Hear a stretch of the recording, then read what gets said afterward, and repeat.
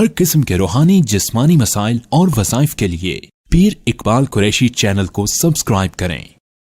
نحمده ونصلي على رسوله الكريم اما بعد فاعوذ باللہ من الشیطان الرجیم بسم اللہ الرحمن الرحیم۔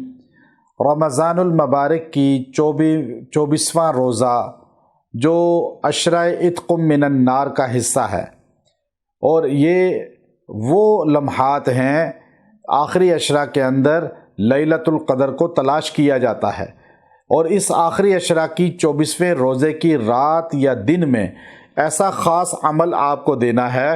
اگر آپ یہ عمل ایک رات یا دن میں کر لیں گے، پورا سال جنات کے شر سے بچے رہیں گے، جنات کے نقصان سے بچے رہیں گے۔ اب جنات اتنی بڑی تعداد میں ہیں دنیا میں کہ انسان سے 10 گنا زیادہ تعداد جنات کی ہے، پھر ہر جگہ موجود ہوتے ہیں، اور اکثر ان کی جو کثرت پائی جاتی ہے وہ واش روم میں یا نجس جگہوں پہ۔ اور آج آپ دیکھیے کہ نجس جگہیں انٹرنیٹ بھی ہے، یہ LED بھی ہے، یہ سکرین جتنی ہیں، موبائل ہے، کمپیوٹر ہے، اب یہ جتنی جگہیں ہیں، خاص طور پہ یہاں پر جنات کی، جن کو سائنس جراثیم کہتی ہے، اور یہ انسان کو بیکٹیریا لگتے ہیں، بیماری کا باعث بنتے ہیں۔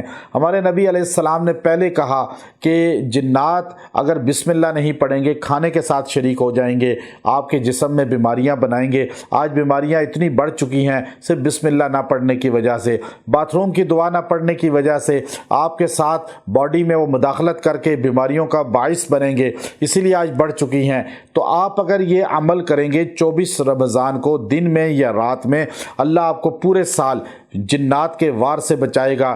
جنات آپ کے جسم میں کمزوریاں نہیں لائیں گے، آپ کے جسم کو خراب نہیں کریں گے، بے اولادی کا ذریعہ نہیں بنیں گے، دماغی معدے کے امراض کا باعث نہیں بنیں گے۔ آپ کو اللہ جنات کے شر سے بچائے گا، اور وہ نہ نظر آنے والی مخلوق جو آپ کے جسم میں بیماریاں بنا رہی ہے، ان سے بچنا چاہتے ہیں تو اللہ کے حضور یوں دعا کریں۔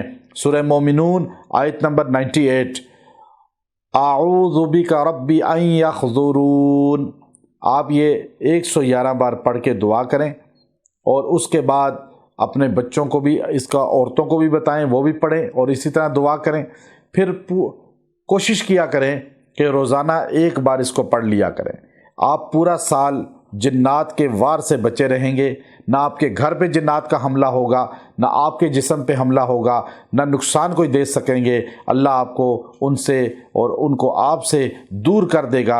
اعوذ بک ربی ان یحضرون، یہ بندہ دعا کرتا ہے، اے اللہ میں تیری پناہ میں آتا ہوں کہ وہ میرے پر حاضر ہوں، وہ مجھ پر حملہ کریں اور میرے سامنے آئیں، میں ان سے حفاظت لیتا ہوں تیری پناہ میں آ کر، اور اللہ اس کو حفاظت دے دیتا ہے۔ وآخر دعوانا ان الحمد للہ رب العالمین۔